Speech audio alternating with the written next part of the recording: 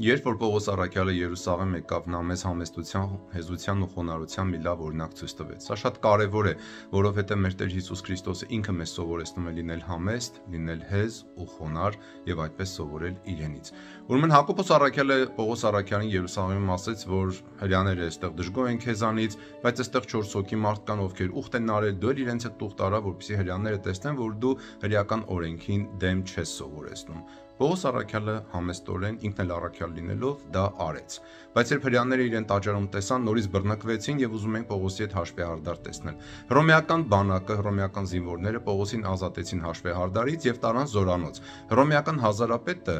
ասեց Պողոսին տարեք ծեծեք եւ հարցրեք, թե ինչու համար էին իրար դեմ այսքան ժողովուրդ դուրս եկել։ Հիմա հարց Աստվածաշնչից, որը Գործք առաքելոցի 22-րդ գլխից է։ Ինչ հանգամանքը Պողոս առաքյալին փրկեց հռոմեական բանակի ծեծից։ Դու պետք է 22-րդ գլուխը Գործք առաքելոցի կարդաք, որպեսզի կարողանաք այս հարցին ճիշտ պատասխանել։ Օրինակ մի քանի տարբերակներ՝ իր հռոմեական քաղաքացի լինելը, կամ ասենք հարյուրապետի բարությունը,